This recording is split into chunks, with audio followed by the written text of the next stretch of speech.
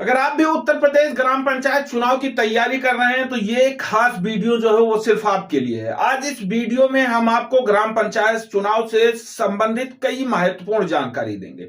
हम आपको बताएंगे कि चुनाव के तारीखों का ऐलान कब होगा, आरक्षण कब आएगा, आरक्षण का आधार वर्ष क्या रहेगा, क्या आरक्षण पे रोटेशन लगेगा और इसके साथ ही कितने चरण में चुनाव कराए जाएंगे और वोटिंग जो है वो कब कराई जाएगी और रिजल्ट कब आने का उम्मीद है। तो इस वीडियो में आपको बहुत सारी ढेर सारी जानकारी देंगे।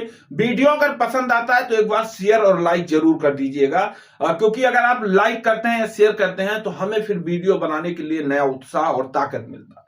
तो चलिए वीडियो को शुरू करते हैं और आपको कुछ महत्वपूर्ण जो जानकारी है वो बताते हैं। पहला सवाल कि उत्तर प्रदेश ग्राम पंचायत चुनाव का तारीखों का ऐलान कब होगा। आपके मन में भी ये सवाल आ रहा है। उत्तर प्रदेश सरकार के मंत्री एक ओपी राजभर जी, ओम प्रकाश राजभर और दूसरे प्रभारी मंत्री राजा मयंकेश्वर शरण सिंह का बयान आया। मंत्री ओपी राजभर ने कहा कि चुनाव समय से होगा, जो आपने पहले भी देखा होगा, चैनल पर बयान उनका अपलोड है। और मयंकेश्वर सिंह का, राजा मयंकेश्वर शरण सिंह जी का एक बयान आया जिसमें उन्होंने कहा कि उत्तर प्रदेश सरकार अपना बजट सत्र पेश कर रही है।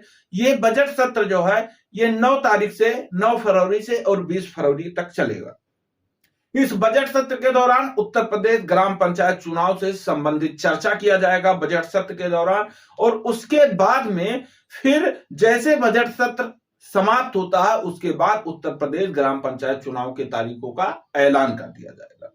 तो अगर बजट सत्र 20 फरवरी को समाप्त हो रहा है तो उम्मीद मानिए कि 21 फरवरी से लेकर के और अंत फरवरी के अंत तक, महीने के अंत तक चुनाव के तारीखों का जो ऐलान है वो कर दिया जाएगा। यानी फरवरी महीने में चुनाव के तारीखों का ऐलान जो है वो कर दिया जाएगा। अब दूसरा सवाल आपके मन में आ रहा होगा कि अगर तारीखों का ऐलान कर दिया जाएगा तो आरक्षण कब तक जारी किया जाएगा।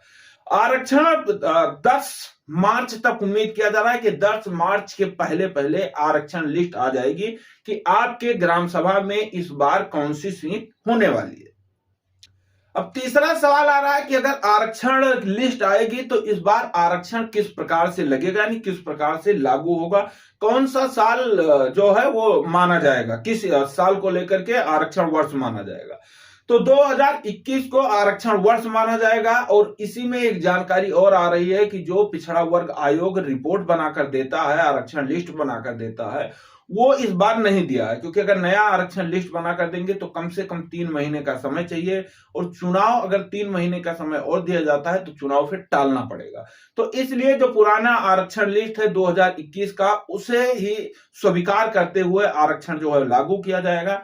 और अगर उसे स्वीकार करते हुए आरक्षण लागू किया जाएगा तो 21 को आधार वर्ष माना जाएगा और 2021 के अनुसार ही जो चुनाव है वो आरक्षण है वो जो है वो मान्य किया जाएगा, वो कराया जाएगा। अब दूसरा सवाल आपका समाप्त हुआ। तीसरा सवाल है कि चुनाव कितने चरण में कराए जाएंगे। चुनाव पहले की भांति 4 चरण में होंगे, जिसे 75 जिलों में 4 चरण में चुनाव कराए जाएंगे और इन 4 चरणों में जो चुनाव है वो उत्तर प्रदेश का कंप्लीट करा लिया जाएगा।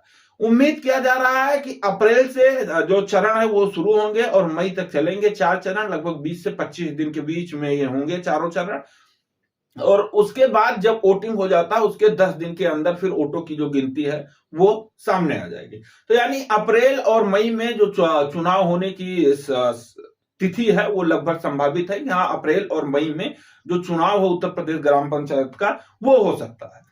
अब चौथी चीज आपके फिर मन में आ रहा है कि अगर चलो अप्रैल और मई में चुनाव होता है तो मई रिजल्ट कब आएगा। तो मई के रिजल्ट तक, अंतिम महीने तक जो है वो रिजल्ट आने की बात बताई जा रही है। मई के अंतिम महीने तक रिजल्ट आ जाएगा और उसके बाद में फिर ब्लॉक प्रमुख का जो बीडीसी जीतेंगे वो ब्लॉक प्रमुख को वोट देंगे और जो जिला पंचायत चुनाव जीतेंगे वो वोट देंगे जिला पंचायत अध्यक्ष को। तो ये जो 2 चीजें हैं, ये दोनों चीजें जून के लगभग उम्मीद किया जा रहा है कि 15 जून तक इन दोनों चीजों की जो प्रक्रिया है वो कंप्लीट कर ली जाएगी।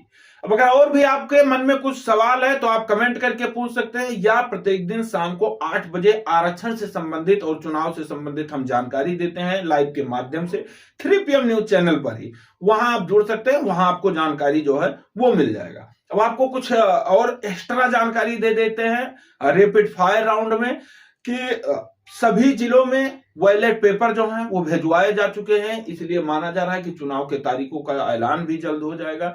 एसआईआर की प्रक्रिया जो है वो चल रही है। एसआईआर के तहत जो फाइनल वोटर लिस्ट आने वाली है वो आएगी अप्रैल के पहले सप्ताह में, और जो ग्राम पंचायत चुनाव की फाइनल वोटर लिस्ट है उसकी उम्मीद किया जा रहा है कि वो फाइनल वोटर लिस्ट जो है वो 28 फरवरी तक आने की उम्मीद की जा रही है। हालांकि भी उसका डेट जो है वो कंफर्म नहीं है। तो चुनाव से संबंधित आपकी जो भी खबरें थे वो हमने इस वीडियो में कवर कर दिया और हम आपको बता दे रहे हैं। और उसके बाद ग्राम पंचायत चुनाव में इस बार कोई भी बदलाव नहीं होने वाला है। पूर्व में जो चीजें थी, जो नियम कानून थे वही नियम कानून रहेंगे, उसमें कोई बदलाव नहीं होने वाला है। सिर्फ एक चीजों का बदलाव होने वाला है, जो आप एक डिपॉजिट करते थे, पैसे जमा करते थे, उनमें कुछ बढ़ोतरी किया गया है। चाहे वो आपका पर्चा दाखिला को लेकर के हो, यानी नामांकन को लेकर के हो, और या आप जमानत राशि जो जमा करते थे वो कुछ बढ़ा दिया गया है, जिसके बारे में हमने चैनल पर भी कुछ फोटो अपलोड कर रखे हैं, जहां से जाकर के देख सकते हैं। उसके बारे में हम आपको वीडियो के माध्यम से बता देंगे।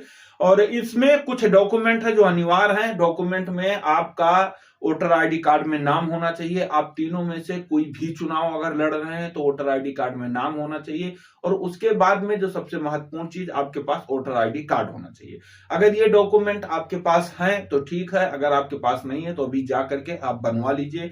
अगर आप सामान्य कास्ट से हैं तो कोई दिक्कत नहीं, अगर आप अन्य कास्ट से हैं तो आपका शायद जन्म जो है जाति प्रमाण पत्र जो है वो लग सकता है। तो इसके बारे में हमने एक फोटो के माध्यम से 3PM पर जानकारी दे दिया है, जहां से जाकर के आप देख सकते हैं।